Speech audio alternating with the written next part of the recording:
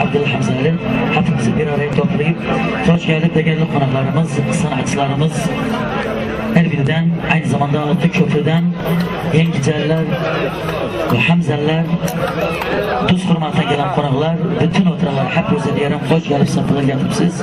Sağ olsun müzik ekibi, sağ olsun değerli abim, şairimiz Silvan Sanat Uzun ve Kays Kerküklü.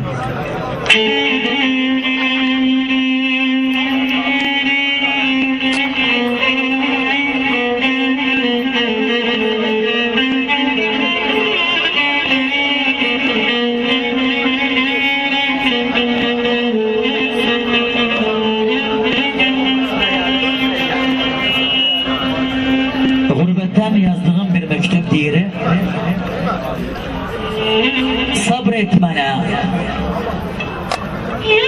sabretmene can sevgilim sevgime verme nihayet,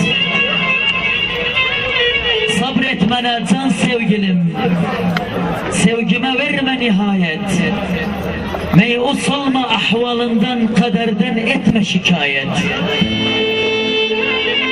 Mecburiyet olmasaydı seni bırakıp gitmezdim, ama sana hürriyet sözüm koymam çekesen rezalet. Ayrılığın isyanını kime gidip duydurağın, ayrılığın isyanını kime gidip duydurağın, ne felekte vicdan kalmış, ne zamanda bir adalet. Yeter ki sana kavuşum, bundan başka umudum yok. Yeter ki sana kavuşum, bundan başka umudum yok. Kabe'ye kabril Resul'e beraber edek ziyaret. Kal'ali söyler ilahi,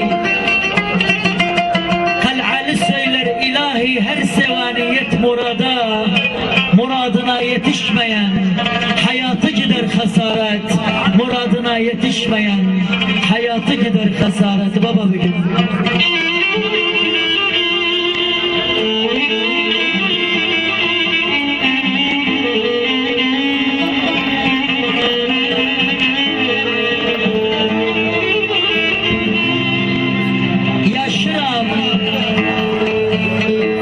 yaşıram bir çukurda, ölürüm hurda hurda.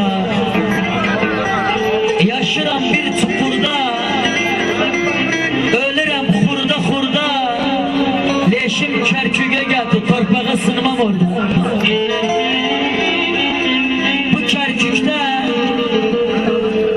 Bu Kerkük'te canım var, sümbülünde denim var. Neftini bir yan koyun, torpağında kanım var.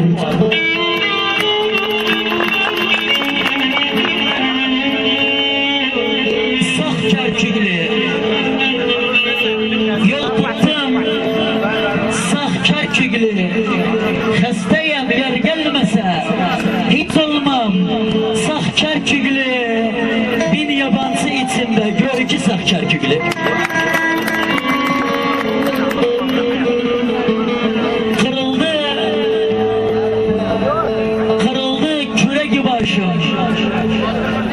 Ezildi direk başım, Erbil Kerkük gözlerim, köprü de örek başım.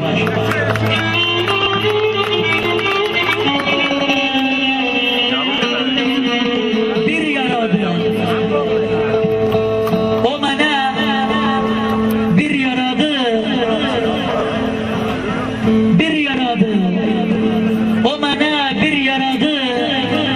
Aşkı kalbim içinde sağılmaz bir yaradı. Bir Allah adı hoştu, bir nene, bir yaradı. Kal'atısın Hamzali, üçü de bir yaradı. Duzda bağla, bağvan kal, duzda bağla. Cevlemi yaralayan, yaraya duzda bağla. Göz açmışam kalada, kas turban musallada. Leşim yaka Korya'da, kafeli duzda bağla. Sağ olun, var olun, sevgili aziz misafirler, bir mikrofonu bırakalım. Eglen canım spikerimiz, değerli Silvan Sanat Uzun'a sağ olun. Sağ olsun, var olsun,